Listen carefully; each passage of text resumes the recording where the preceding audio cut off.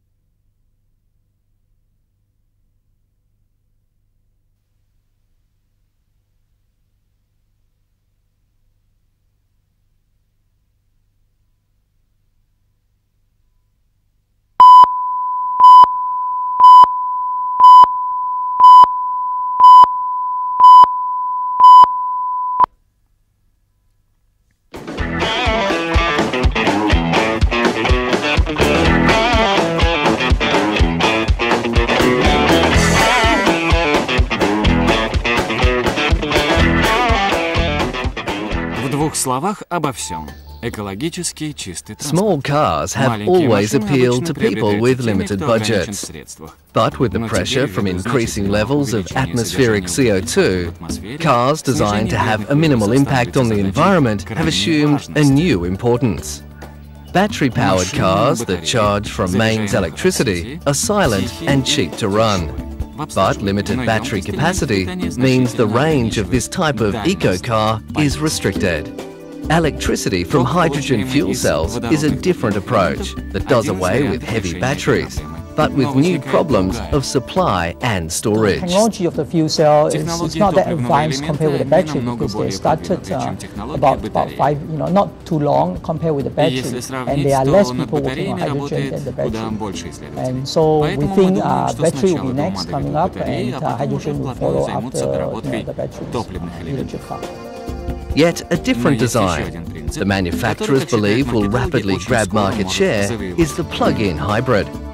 It can be charged from the mains, but its motors can be fed electricity from an on-board generator, powered by a small conventional petrol engine, optimized to run at just one speed to allow it to perform with maximum efficiency. Toyota's latest Prius is a plug-in that uses nickel metal hydride batteries, the same concept that powers current-day mobile phones. Critics claim that electric cars just transfer exhaust gas from the tailpipe to the power station stack. But the figures suggest electrics, powered by coal-fired electricity, eliminate around 50% of the CO2 output per kilometre. All the major car makers are embracing some form of hybrid drive cars, though many of the models have yet to appear on showroom floors.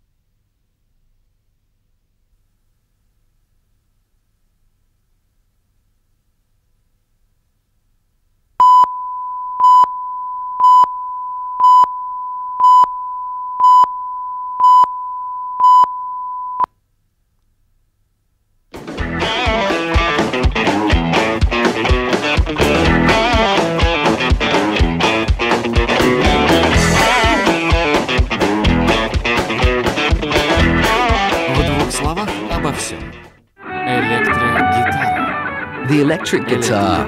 No other instrument is so closely associated with youth and youth culture. The very earliest electric guitar appeared in 1931. Known as the frying pan, it was designed by George Beauchamp, who had long been obsessed with the idea of getting a higher sound output from the guitar so that it could be heard in big bands. It took many years of evolution and technical innovation to get today's modern instrument.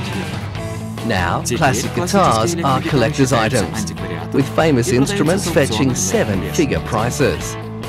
Recently, London's Harrods department store featured a unique guitar exhibition. Ian Sparrow was the curator. I think the electric guitar is the only instrument that has actually created a social revolution. It's the backdrop to my life.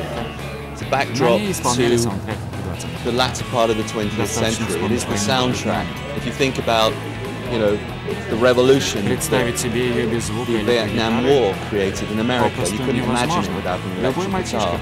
It's what every young boy aspires to. The exhibition featured guitars owned and played by John Lee Hooker, Keith Richards, Jimi Hendrix, The Edge and Neil Young. There were also a lot of nutty shapes and extra features. But does the electric guitar still have the allure for this latest generation? Its loudness and the quality that the electric guitar has to make such a broad range of sounds gives it an endless versatility that should guarantee its future.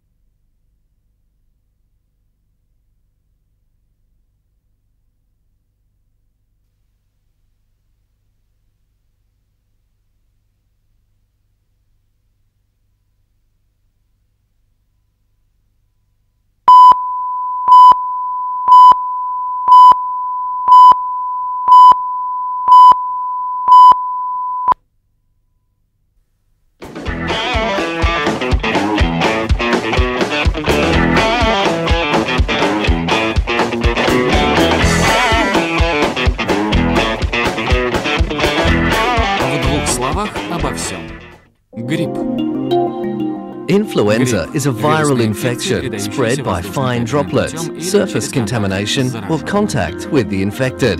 It was first accurately recorded by Hippocrates more than 2,500 years ago. Modern modes of transportation mean that new strains of the virus can spread rapidly across the globe, and medical researchers are alert for new forms that may arise. In 1918, the Spanish flu killed as many as 20 million people. Different varieties of the virus are found in all mammal and bird species, and its ability to mutate occasionally means a new strain jumps from one host species to another. For about 60 years, the global travel patterns of flu have been a mystery, and there's been a lot of hypotheses developed to account for these patterns, but there hasn't really been enough evidence for any one of them in particular to be considered the pattern. Bird migration is thought to be one mode for new viruses to spread across the globe. So one of the things that we see is that viruses come out of East and Southeast Asia and spread to places that are well connected to East and Southeast Asia via air travel. So this is places like North America, Europe, and Australia and New Zealand. Currently, laboratories are working on a vaccine to immunize people against swine flu, a new form of the virus.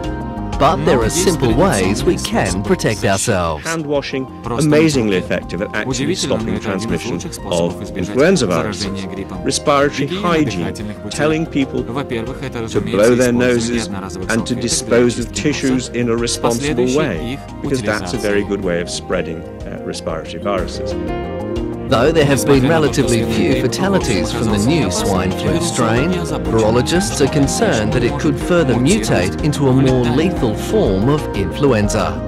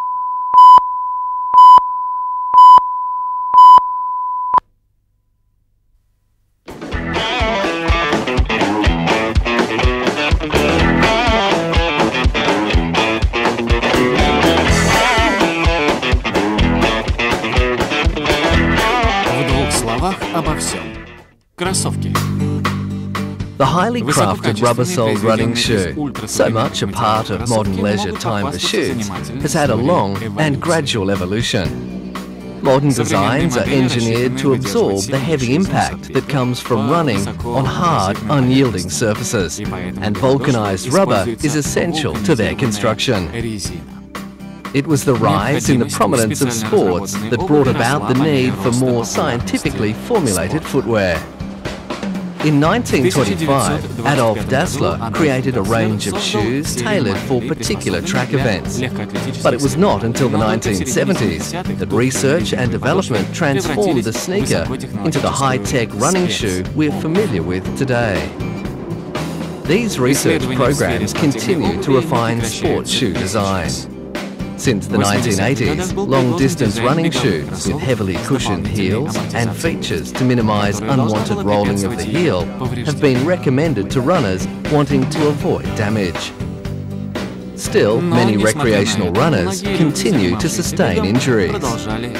New microchip systems that detect the hardness of the surface and then adjust the cushioning effect of the heel have been trialled. But as yet, the lightweight technology for such systems is still not lightweight enough. A very important feature of the modern running shoe is the way it looks. And today, most of the changes that occur in sports shoes are to do with their appearance. The market for athletic shoes is huge, close to $5 billion each year, and prominent athletes get fat contracts to promote different shoe manufacturers' designs. It's fitness equipment with a fashion statement and a very special niche in popular culture.